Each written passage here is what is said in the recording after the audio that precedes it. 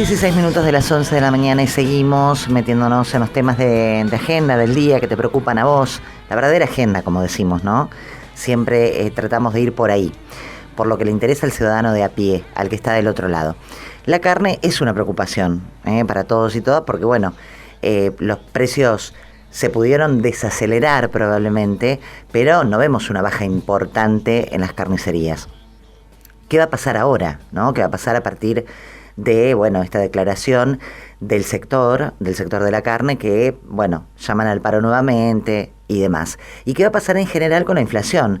Tenemos en línea a Héctor Polino, de Consumidores Libres, que, bueno, él mide permanentemente los alimentos y bebidas porque siempre, lamentablemente, el índice de inflación mensual es superior en estos ítems y, bueno, además él mide los principales alimentos de la canasta, ¿no? Porque también hay que decir que en el INDEC, él nos ha explicado, hay algunos productos mezclados con otros que no tienen prácticamente salida, ¿no? Entonces, ahí también no es que hay una mentira por parte de un índice, pero sí están puestos en valor otros condimentos, ¿no? En cambio, Héctor, bueno, evalúa el aceite, papa, lo principal, lo que tiene verdaderamente puesta la mesa de los argentinos. Héctor, buen día. Mariana Sotele te saluda. Gracias por atendernos. Buen día, ¿qué tal? ¿Cómo te va? Bien, Héctor, querido. ¿Todo bien?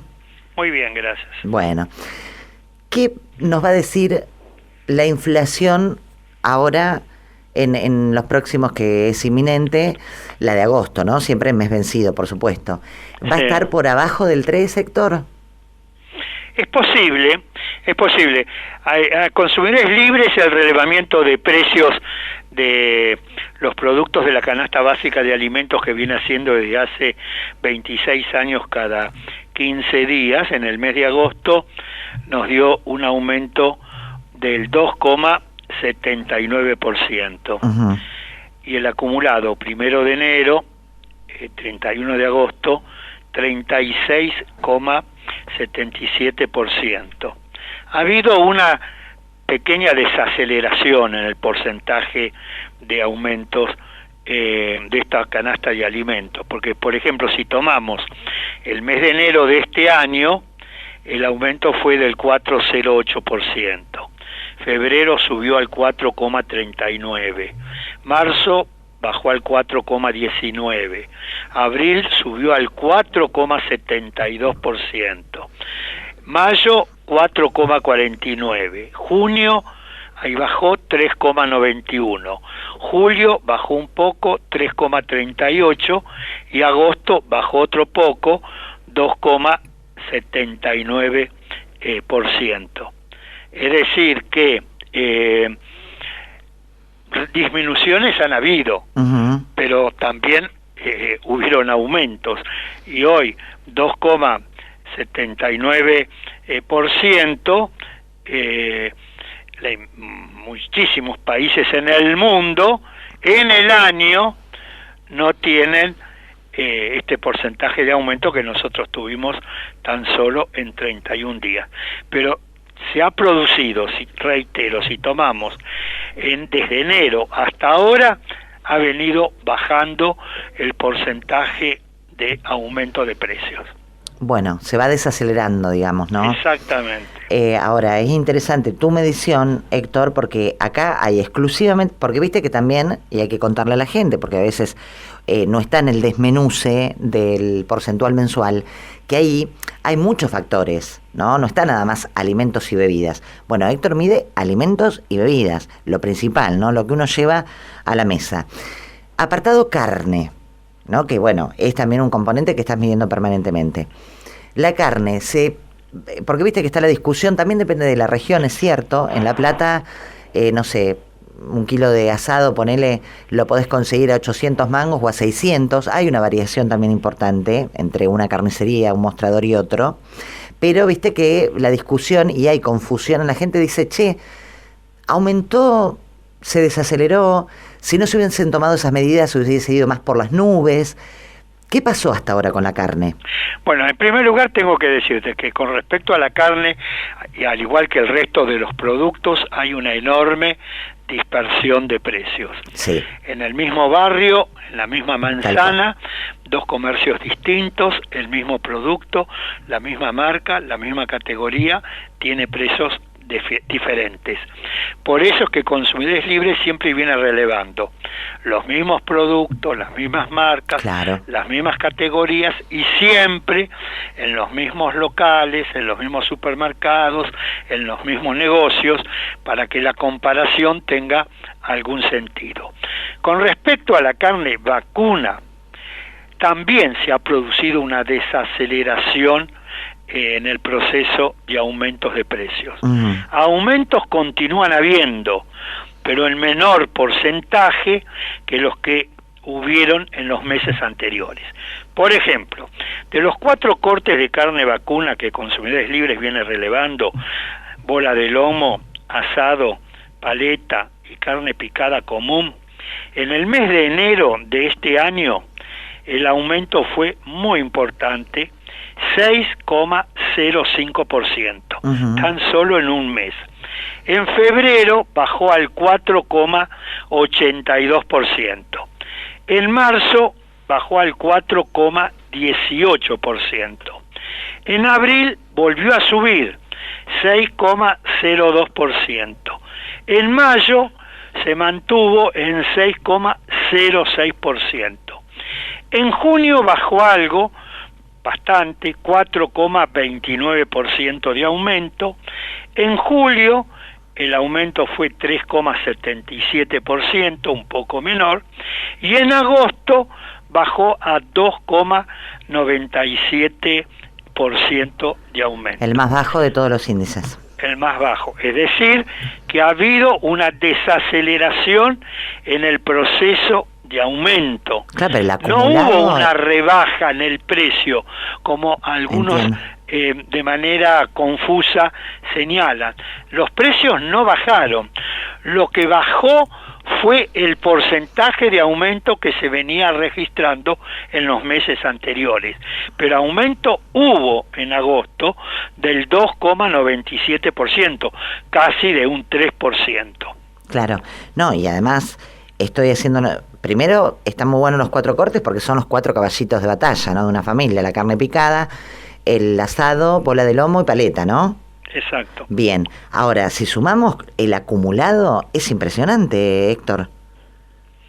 Sí, el acumulado, en lo que va del año, tenemos que bola de lomo aumentó un 38,46%, el asado 44,64%, paleta 51,92, casi un 52%, y la carne picada común 47,62%.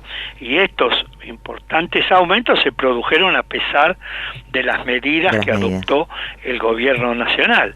Si no se hubieran adoptado esas medidas, los porcentajes sin duda serían muchísimos mayores. Claro, claro. O sea que entonces, de acuerdo a tu mirada y al análisis que haces hace tantos años, décadas, vos decís que esa medida fue acertada.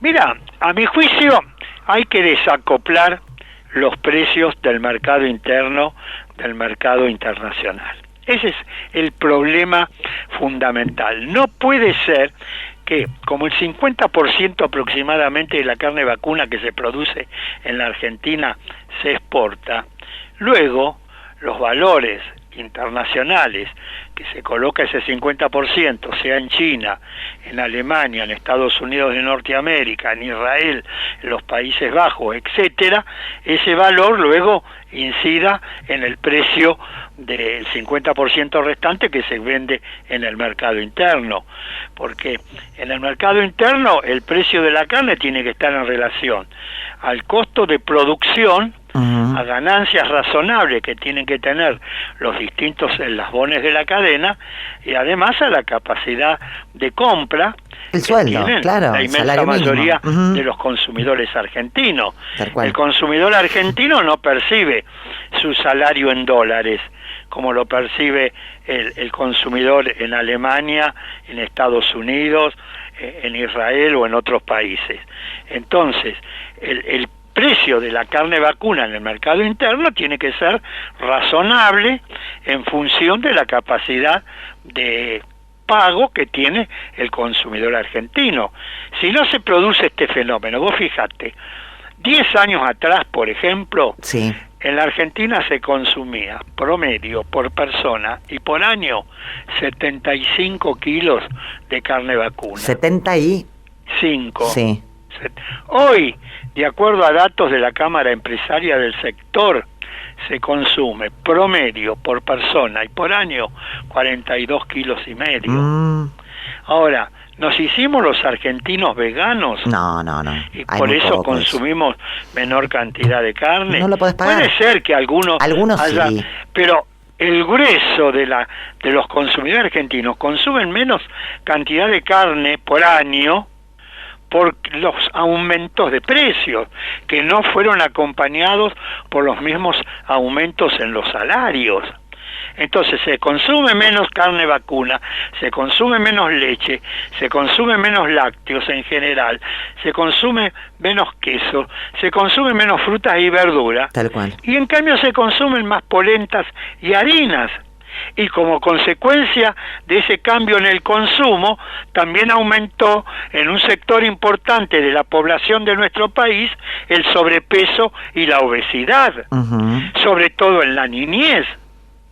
Entonces, esta mala alimentación de hoy va a influir en el desarrollo mental e intelectual que va a tener una parte importante de la juventud argentina. Pero claro. Porque un sector importante de la niñez hoy de nuestro país tiene una mala alimentación como consecuencia de la caída en el poder adquisitivo del salario de la inmensa mayoría de los trabajadores. Entonces, esa niñez de hoy, que tiene una mala alimentación, mañana, cuando sean jóvenes, dentro de algunos años, vamos a tener una parte importante de la juventud argentina con un menor grado de desarrollo mental. Este es el problema fundamental, que entonces no puede ser que determinados sectores ganaderos que han obtenido ganancias extraordinarias y muchos de ellos que han hecho todo tipo de maniobras con la venta de la carne vacuna al exterior para eludir el pago de impuestos, hoy protesten porque tienen menor nivel de rentabilidad, pero no trabajan a pérdida. Claro. Entonces hay que defender el bolsillo y la salud de los consumidores del país. ¿Y cómo? ¿Por qué camino se puede hacer? A través de medidas que traten de desacoplar los precios del mercado interno de los que rigen en el mercado internacional. Bueno, esta es una, Héctor, ¿o no? Esta es una. Porque otra podría ser aumentar las retenciones. Otra puede ser establecer cupos de exportación. Claro. Pero cada medida que pretende tomar el gobierno para desacoplar los precios, te cortan las rutas y te amenazan con incendiar el país. Y sí. Ese es el problema de la Argentina. Qué tema, ¿eh? Es como que no vemos salida con el tema, por ejemplo, de los precios, que es algo que atraviesa la vida de todos y fundamentalmente la gente que peor la pasa. Hay que tomar conciencia del problema alimenticio que existe en la Argentina, del problema inflacionario que hay en el país. ¿Cómo es posible que cuando vos analizar los índices de inflación del año 2020, te encontrás, yo tengo país por país, te encontrás con que han habido países que no solo los precios no aumentaron, sino que bajaron. Y hubieron países que los precios aumentaron el 0,4, el 0,5, el 1%, el 1,5%, el 3%.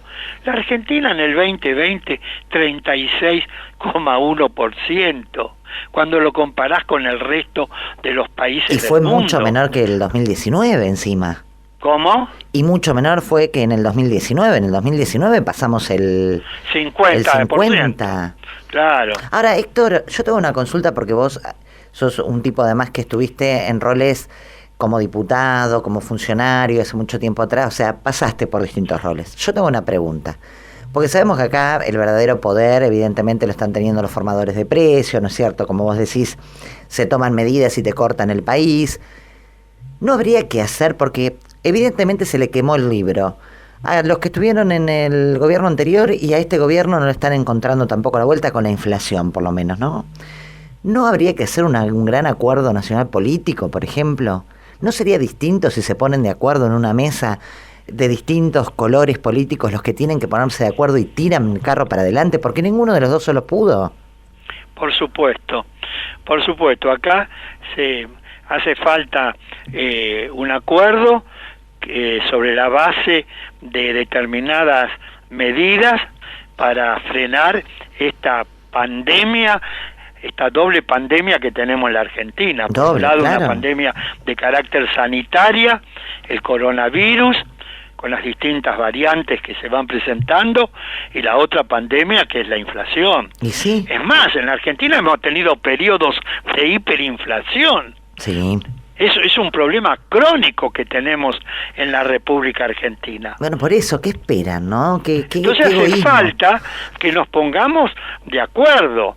Pero en la Argentina, el tema central, y hay que hablar con claridad, el almacenero, el panadero, el carnicero, el verdulero de la esquina del barrio no es formador de precios. No. Puede en algún momento cometer una exageración, una remarcación, pero no es formador de precios. Los formadores y deformadores de precios son los grandes grupos económicos. Que ganaron todo el año pasado, fueron los únicos que ganaron. Que son los que ganaron el año pasado, los que ganaban hace 20 años atrás, sí, y los que siguen ganando hoy.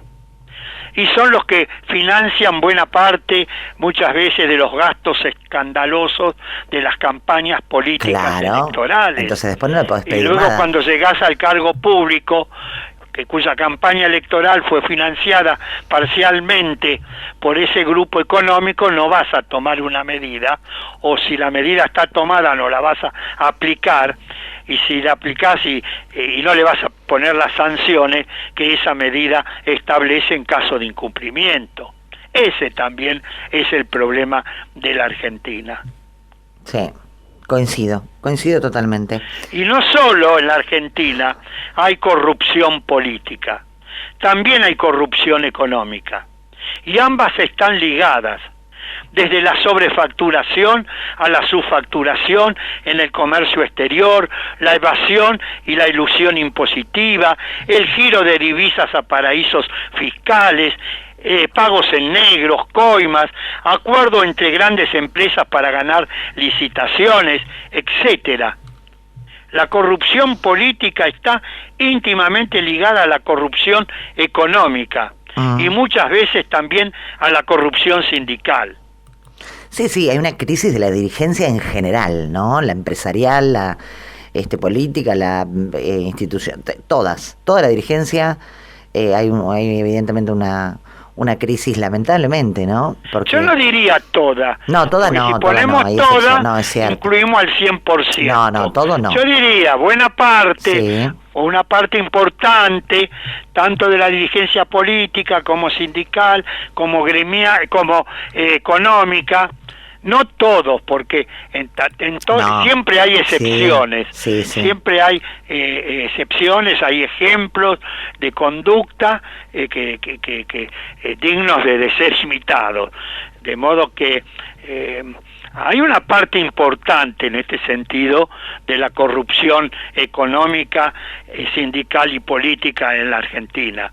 Y mientras no terminemos con ese grado de corrupción, o mientras no disminuyamos el volumen de esa corrupción, vamos a tener estos permanentes problemas. Y en un país que produce y exporta alimentos para más de 400 millones de personas, es una verdadera vergüenza y un fracaso que tengamos la mitad de la población pobre. No, sí, Algo no, se viene haciendo muy mal, y no desde ahora, no con este gobierno, sino desde hace ya bastante tiempo. sí.